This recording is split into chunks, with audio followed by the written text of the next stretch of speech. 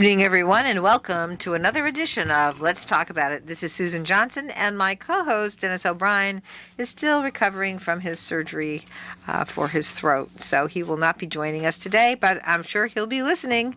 So, so we are very, very pleased, though, we have a great guest today. We have our chief of the fire department here, Chief Mark Scrivener. We're so happy that you were able to join us. Thank you so much for being here today. Thank you for having me. This is great.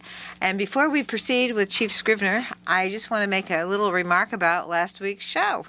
As you know, we had Phyllis Frazier on here about Sunrise. The union had been striking for the last 7 weeks. I actually went down and walked with the union last Saturday.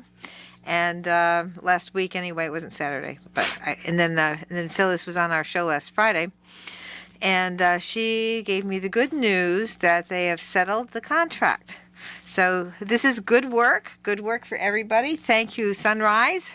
You're not going to sunset in Connecticut yet, so we're happy about that. and again, it pays to be able to be organized and work together, and it's really a great thing that so many legislators showed up at the strike. And I think that gave them the hint that in Connecticut, the Sunrise is from Florida, and they're a Florida corporation. But in Connecticut, we stick together and make sure our workers are treated right. So that's what's going on. And of course, nobody ever gets everything they want either way, but they came to an agreement, and that's the way it's supposed to be. So, all right, on those happy notes, Thank you so much for joining us. And I have to thank you also and the Willimantic Fire Department and all the workers there for the amazing work you've been doing just in the recent past. We've had two things that have occurred here. First, I want to just mention the fact that there was a truck that landed between the museum and some power lines and that sort of thing. You want to tell us about that, Chief? Yeah, it was about a week and a half ago, I think, Yeah. about the Mill Museum, which is over by the Mill Complex. And late one night, a pickup truck came off of Lower Main Street up Union Street.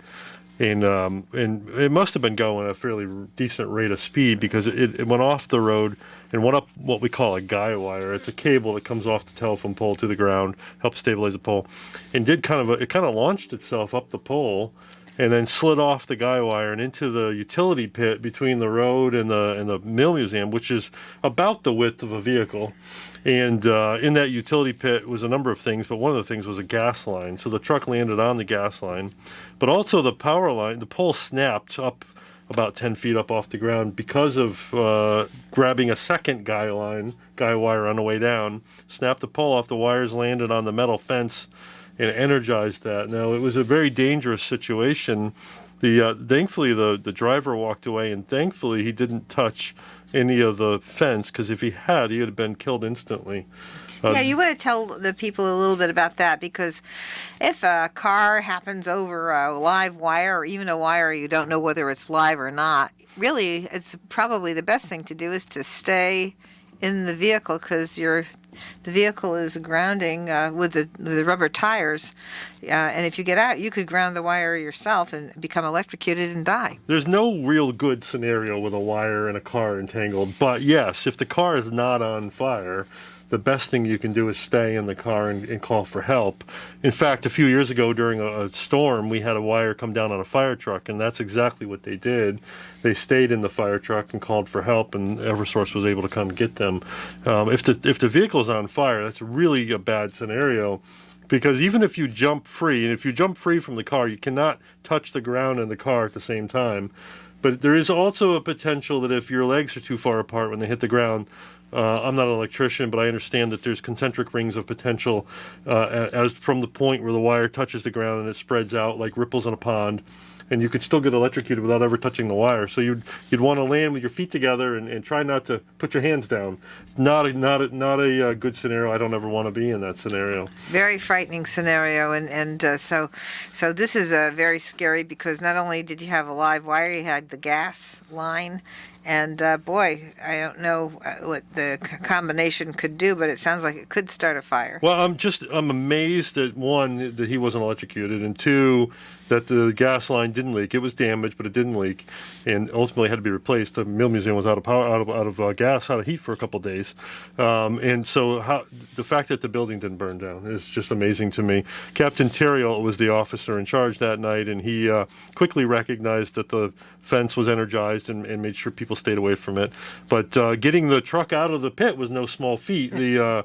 The crew helped the wrecker operator. It took them about an hour, and they had to pry and this is after Eversource came and made the utilities safe. But it was not a small feat getting it out of there. That's amazing work. Well, thank you so much, Chief, and thank you to all the firefighters, first responders who worked on that to make sure everybody was able to get back and be safe. And the museum is still standing, and the person who got into the accident is okay, Right. and the truck is removed.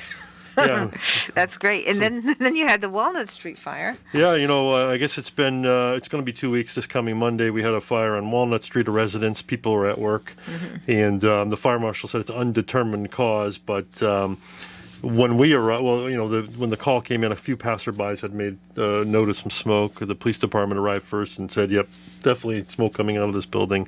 And we arrived, and a back room was well involved in fire. The Wow. crews under Captain Bruscato's command crawled inside the building and started to fight the fire. But it's a challenging fire, like many of our fires here in Wilmette, because of the balloon frame construction. And I know you have a family history Yes, with that. we do. Once the fire broke through the window in the first floor bedroom, it climbs up the outside of the house and breaks into the second floor windows. But also it gets in the walls and runs to the attic. So it's always a race for us to get water on the rim of origin and then start chasing the fire to the top of the building before it burns off the roof. And we ask for a lot of help from our neighbors. We bring in all of our off-duty people. On any given day, we have 6 people working. In this particular fire, we had 2 people out on an ambulance call, so we had 4 available immediately to respond. So we push the button for help, and we get our off-duty people in. We get neighboring fire departments to come help us. Ultimately, we probably had 30 some odd firefighters on the scene. Wow, great work again. And the other thing that was so important about that is the fact that the houses are so close together here in town, and they all do have that balloon structure, and that is something that could easily spread right down through the whole area. And you all come so quickly, and you do such a great job. You understand how the buildings are, and you know where to look, and you get it done. So thank you. One of the things that we're proud about that fire is that they came back from work. Some of the residents there were working at Willie Waste, and they were pretty upset, but they didn't speak any English or very little English, and we weren't really sure what they were upset about. But one of my firefighters, who's bilingual, was able to communicate with them and find out that they had they had some savings in the house, some money, and they had their immigration paperwork, which was obviously very important, both very important to them. So they were able to communicate, find out the location, and go in and retrieve that and save that for them. So it was Oh, my saved. goodness. Yeah, Wow. That's yeah. great work, too. And it's great that we have our first responders, some of them who are bilingual, which is a huge help and really great to be able to do. And I always have to put a plug in for making sure we do more education in the bilingual area, because it's really great for brain development. I was just reading another article on that, and it's so good to have more than one language. And it really helps people as they get older to have more than one language. So it's a great thing moving forward, and it's something that we need to keep working on, keep fighting for it, because that's a wonderful thing, and I'm sure those people were quite relieved. Well, the immigration paperwork's difficult to replace, so I Yes. think they were extraordinarily relieved that we were able to retrieve that for them. Absolutely. So we're pretty proud of that. You should be. You should be. And we're very thankful for your good work. So thank you so much for that. Now, I know you're doing some more good work up at the high school. Tell us about the great work you're doing training students with respect to emergency, the EMT. Right, yeah. medical So for training. years I've been trying to build support with a succession of principals at the high school for an EMT program. And Principal Kavanaugh, she heard me. And I said to her one day at a career fair, I want to hire your students. I need them to be EMT certified. And she, kind of a light went off. And she said, we'll make that happen. So she went to the board and got funding, and she hired an instructor. And there's the first 2 periods of the day are EMT class, and so I've been partnering with the instructor to bring a succession of guest speakers up there. I had Yukon Fire Chief Will Perez up there and tell them his story about growing up, coming from Puerto Rico and growing up in Bridgeport and not having any money. And now he's very successful as the fire chief of Yukon. And I brought in a female paramedic from Wyndham Hospital, Jess is her name. The recently retired chief of Dayville, who's a Native American, came in and spoke to the class. I just had Giovanni Perea, one of my firefighters, the same fellow who was able to retrieve that paperwork at the fire. He went up and spoke to the class and told them about, his parents being very poor when he grew up in Willimantic, and now he's doing very, very well, being a career firefighter here in Willimantic. So his story is very compelling as well. So I'm trying to build a spark of hope in the students' lives and explaining to them they graduate with an EMT certification. Today, they can make $24 an hour as a starting EMT at AMR in Hartford if they were graduating today with their EMT. Wow, that is great news. It's wonderful to be able to come right out of high school and be able to get paid $24 an hour, and having that capacity to be an EMT. And then, of course, you can always go on and do something else while you're doing that. It's always and so great. we've certainly been exposing them to the possibility of being firefighters in Willimantic. And I've said to them, if you're from the town of Wyndham and you have your EMT and you went through this program, and especially if you get a little experience, maybe join a volunteer fire department or work for a private ambulance, and you submit an application, you're going to get an interview. We want to find and interview local people and potentially hire them. So we're trying to build that hope in them and see if we can change some lives and hire local people. Yeah, that is a great thing. I mean, to be able to have the students understand. It also helps them understand just what the fire department does, and I mean, not that they don't know what the fire department does, but all the inner workings and how they can actually become part of that. And they're getting a lot of life advice from my guest speakers as well. Yes. Life advice about being successful, about planning for the future, about being able to make a living. And Giovanni, who came to the class this past week, he said to me afterwards, the advice that I just gave the kids, that's the advice I wish somebody had given me in high school. And so it's useful advice, it's actionable advice that they can take and apply in their own lives. That's what everybody really has been saying, about our education system, is that we need to make sure that when we provide education, especially to the students in the high school, at the high school level, that they have a vision for what they're going to do when they get out. And it shouldn't just be all college, although you can do EMT and go to college. But it can be becoming a firefighter. It can be doing other types of things. So it does give people a vision and a place to begin their lives with independence and that kind of thing, and a vision for the future.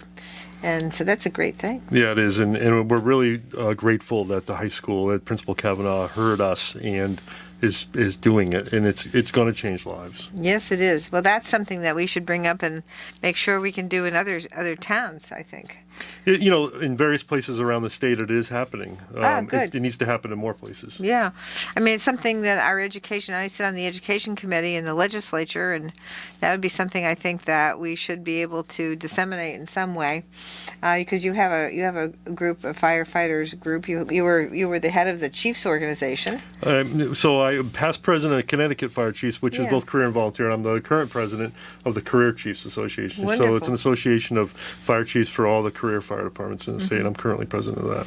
That's great. So that would be a way to get them to connect with all their towns, and maybe what we can do is coordinate with that work that you're doing. I can send it out to the education committee, or do a blast with. I have e-blasts, and I post things on the website, and in fact, folks, sign up for the podcast, because every week I take a show from WILI, and our good producer here, Matt Rupar, sends me the podcast. I send it to my guest, but I also blast it and post it on my website at the Capitol. So you can play it from there, and it's something where you can catch up on the show. If you can't finish listening, then you can always get the podcast on my website, and then that's something that also the guest will have a copy of. So it's something that I'm proud that WILI is doing these podcasts, and I thank Matt Rupar for his good work on that, and some of the staff here too that work on this. And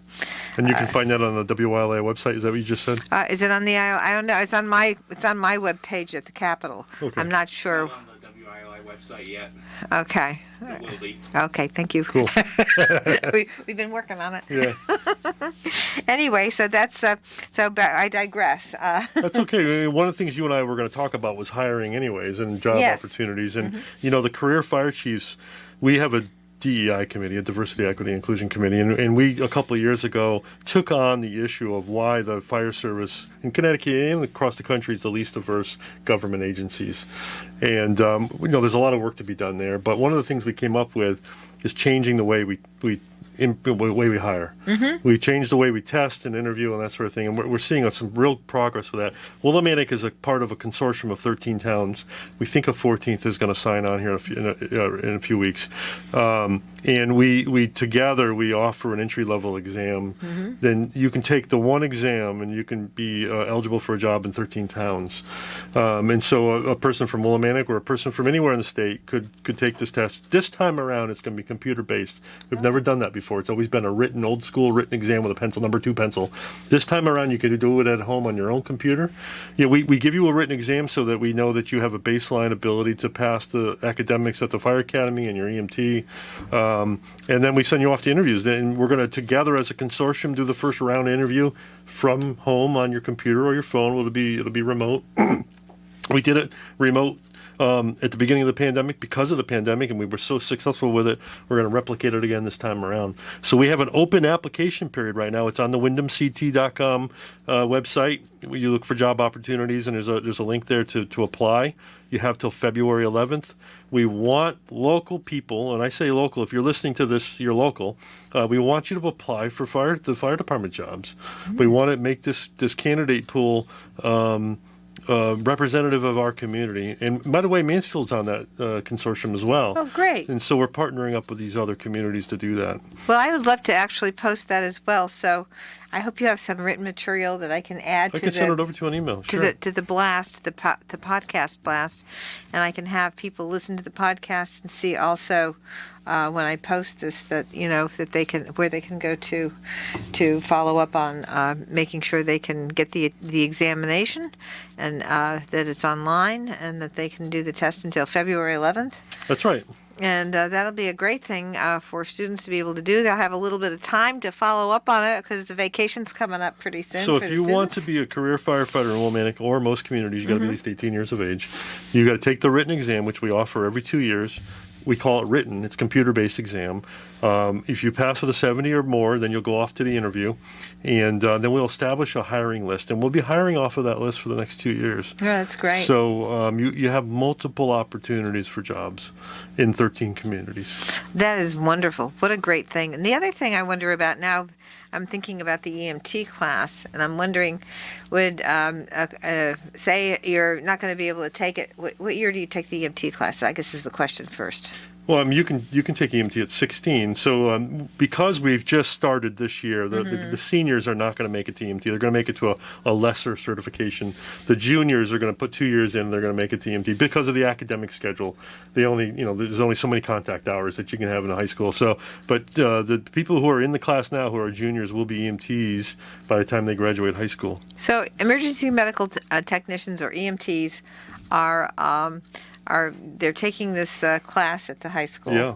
And they're taking it maybe when they're between their sophomore and senior years. I think most of the people in the class are juniors or seniors. There may be a sophomore or two in there. Okay. And so if you're a freshman or a sophomore and you're thinking about this, maybe a biology class would be good first. The EMT class doesn't have any prerequisites, but certainly it wouldn't hurt to have a biology prereq for sure, because there is anatomy and physiology in the class, right. and it's work. The EMT class is work. It's not an easy class. Oh no, It's a national certification, by the way. If these students graduate with EMT with nationally certified, they can work anywhere in the country that accepts a national certification, which is the vast majority of the country. Wow, that's great. And the other thing, I was going through. I've never taken an EMT class or tried to be certified, but one of my daughter's friends was taking it as part of the lifeguard training. And so they were doing that, and he was going through. So you come over, we have a swimming pool. You come over and swim, and we go through some of the training that he was going through. Very interesting, very interesting. It's a parallel training for sure. There's a lot of similarities Yes, there. yeah. And the next level after EMT is paramedic. And depending on how you take it, if you take a Monday to Friday 8-hour day, you could get it done as soon as 6 months. Although most courses go for a couple of years to get paramedic. And there is a massive shortage of paramedics in this country. And in the state, the fire departments that I know that hire paramedics are desperate to hire paramedics. So we're telling the kids this. We're telling them how to get it done. The University of New Haven has a paramedic program. The University of Hartford has a paramedic program.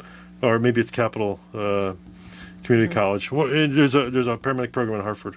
We're talking to the kids about it. So there's some real opportunity in the next few years. That's a paramedic, and the paramedic programs, I guess, were really coming into fruition in the 80s.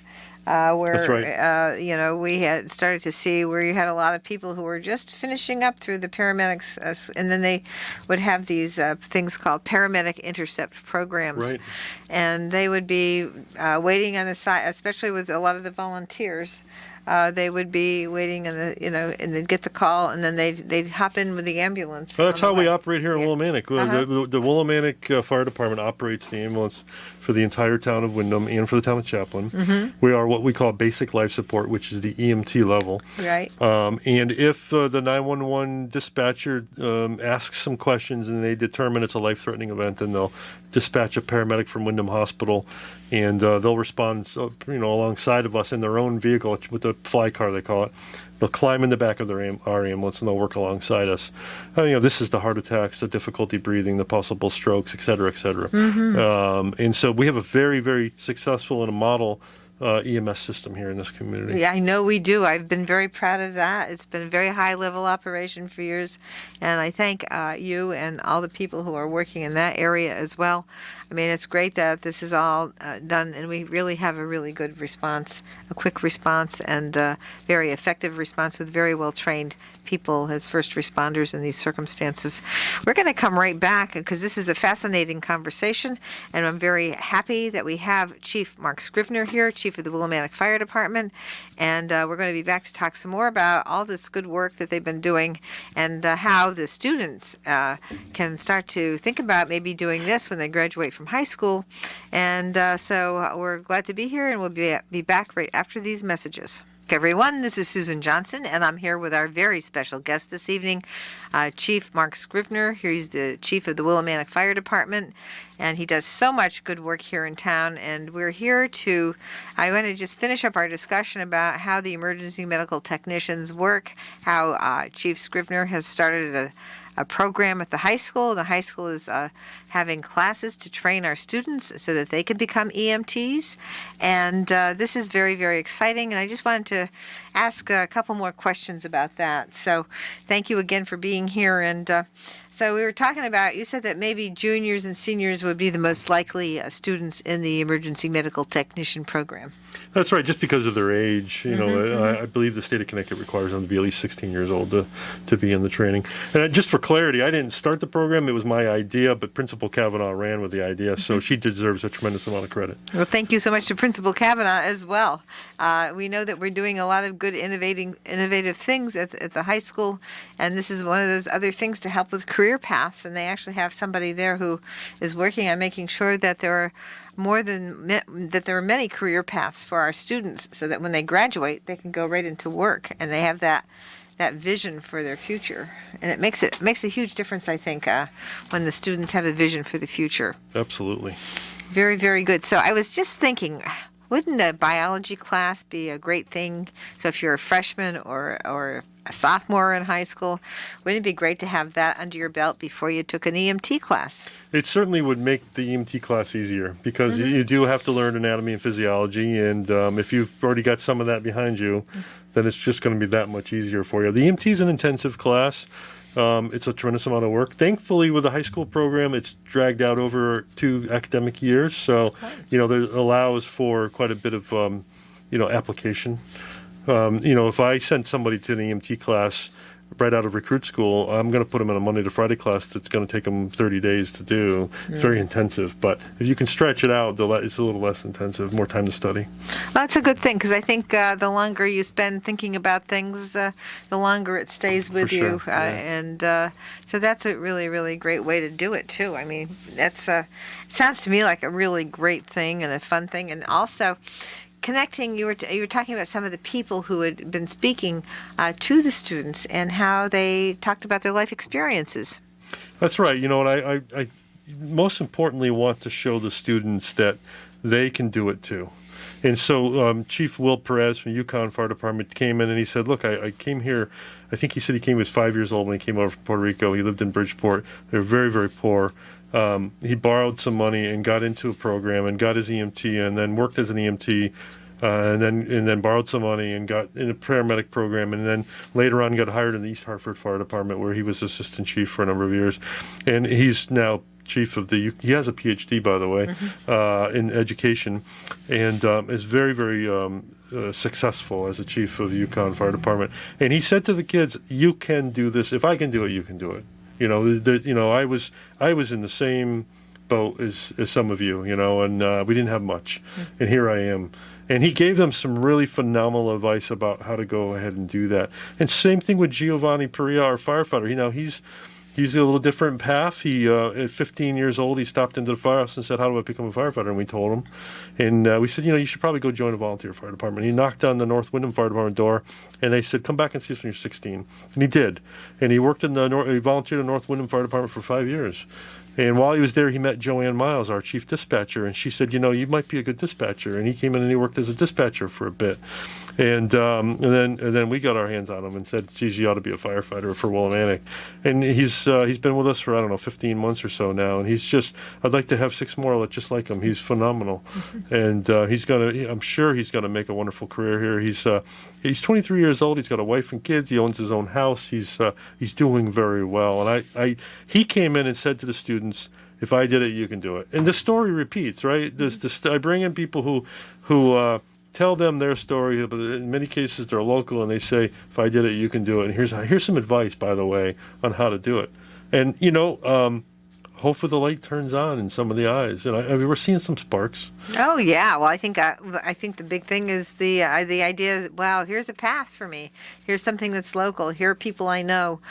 These are the things that make it possible when you go do something. If you have that person or the concept in your community that's there and available to communicate with, I think that is the way forward for kids, because they're all wondering what they can do, Right. and how can we do it, and where can we go? How can we make that money that'll pay our rent and pay for our families and So, give us a future? The fella who's teaching the class, his name is Irv Bookbinder. He's a retired podiatrist. Oh, and, Irv is teaching. Oh, he very is. wonderful. Yes. Very good. Yes, And he's my neighbor. he's doing very well at it. The kids seem Excellent. to respond well to him, and he's had me bring in many guests, and he always makes them do a report afterwards. When Joanne Miles, our chief dispatcher, came in, she talked to them about being a dispatcher, and many of them had never really thought of what it was like to answer the 911 phones, and the stress and the work and the technology and all that. And he forwarded to me a report that one of them had did, and she said basically that what I just said. I had no idea. And and by the way, how amazing the work you're doing, and so it was a real joy to read that report that she sent me.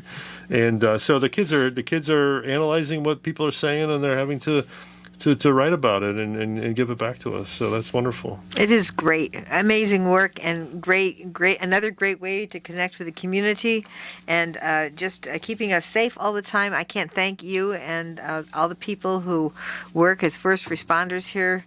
You just make it so that we feel comfortable and safe. I know that in other areas they don't have a great fire department close by, but being right here in this area has been quite an amazing thing, and the quick response and the level of response has been just fabulous. So I can't thank you all enough. And going through that house fire is just something. I just wanted to ask you one question about that, because of the way that the balloon construction Is there something people can do? They can, yes. What would you recommend? By the way, let's talk about why for a second why it's called balloon frame. Oh, yes, Turn of please. the century, Yes. 1900. Yes, please do. They were part of that. They were building, houses out of these very large beams, post and beams construction. And when balloon frame came around in the turn of the century, the craftsmen said it was so light it was going to float away like a balloon. Of course, today balloon frame is considered heavy construction, but when they built it, there was chases in the walls between the outer wall, the inner wall, which was often plaster and lath. Today would be sheetrock. There's a space in there, and the way they built it, it would be an open space from the basement to the attic. Right. And so the fire would break through the plaster and lath and run the chase all the way up to the attic. And so you can retrofit that with fire stops. Usually it's blown in insulation that's fire resistant. And it's very effective. And by the way, it makes your house a whole lot more energy efficient too. Those are excellent tips. And I know that if you rip a wall out, like I did in some of my older houses, you have to rip a wall out because maybe the plaster or something is crumbling, and then you can see the balloon construction right there. You can see the space in the beams, and you can see all the way up to the attic and all the way down to the cellar, and it's quite a thing. But if you have something in there to stop it, like some type of I guess they have the solid insulation. It's a foam insulation. It seems to be some of the best Right, at this exactly. point in time. Low expansion foam insulation. That's right. If you were to go up to the attic with a flashlight, you could probably shine the light right down to the basement. Yeah. So you can see. Well, once the fire is in a room, let's say a bedroom, it's gonna stress the lath and the plaster. It's gonna break through into the wall. It's gonna go to the attic, and so we only have a certain amount of time to get into those walls, which is tremendously labor intensive, and into those ceilings and into that attic. It's very person intensive. I need a lot of bodies to do it. And, there's a time I'm watching the smoke. I'm watching the progress. I'm worried for the firefighters because at some point I have to say, enough is enough. The fire got this one. You have to come out of the building because the roof's going to come down. Oh yeah, you have to. And so I'm, it's a race against time. And the more firefighters I can gather, the sooner the better to get that job done. Exactly. Yeah, that is something. I mean, I know from looking. I didn't realize it before my daughter's fire in her house, but of course you could see up and down. With the balloon construction, but also I realized it when I had the old 1865 house, and we replaced a lot of walls and ceilings in that. And when you rip them out, you can see, those spaces, and it is quite devastating if you do find a fire in any of those places. Once it hits the wall, boom, it's straight up, and then it's really hard to address. And so, if you're ripping a wall out, put some insulation in there, or have it blown in. It's fairly non-destructive to do that. Yes, you can get it through the outside. And it'll save a lot of. It's a good safety, and like you said, it's good insulation. So sometimes EverSource has incentive programs to do that as well. Oh, that's a and good grant thing. Programs. It's not all the time, but sometimes. Yeah. So take a look and see if there are any credits on there for you to be able to take off of your taxes. So. Anyway, also this is the time of year where everybody is buying Christmas trees, and they're getting all set for the holidays, and then nobody wants to take those trees down after they've been up for a while. They're so beautiful with all those lights.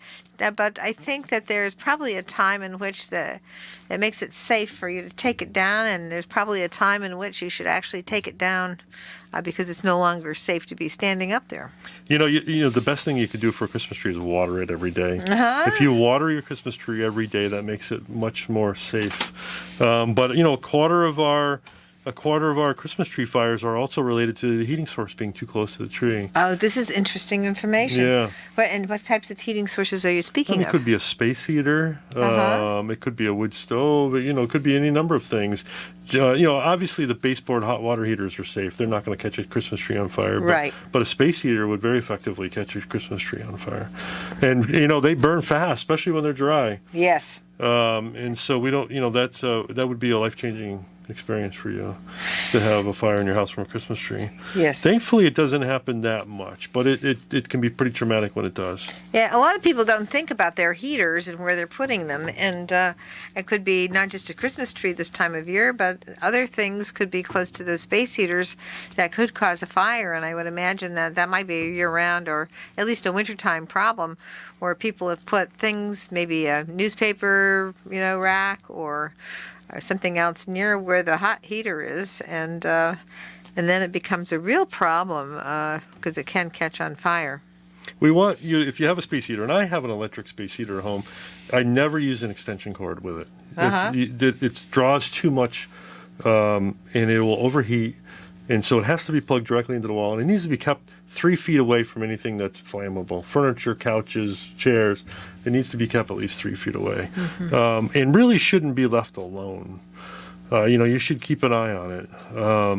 Same thing with candles. I'm not a fan of candles at all. And candles in the home can be a significant source of fire. If you're going to have candles, I would recommend a candle in a glass jar, although those aren't fail-safe. They are safer. And if you have pets, it's never a good idea to have candles, especially cats. Yeah. Because they like to push things over. Yeah, and so I like the candles that you put the battery in. Right, yeah. And I think that then you don't have to worry about anything except the battery wearing out. And, you can always replace it. So they have a lot of those these days.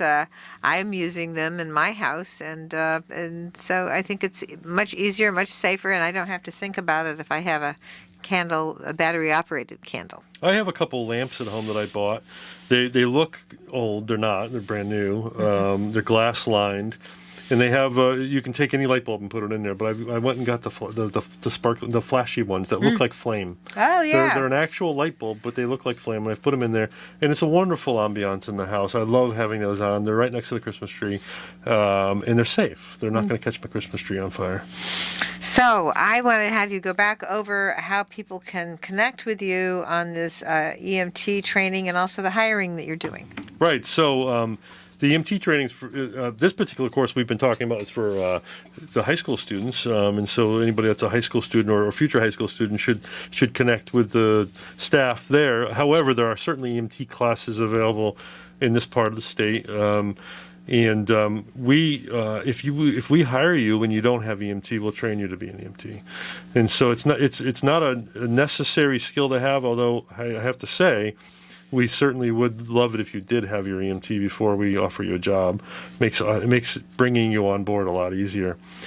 We currently have a link to our job application on wyndhamct.com under employment opportunities, and It's a .com, C-O-M. Yep, it sure is. And certainly out in front of my firehouse right now, wyndhamct.com, we're hiring. All right. It's posted. So if you can't remember that URL, then drive by the firehouse. But job opportunities on wyndhamct.com. Bank Street, that is.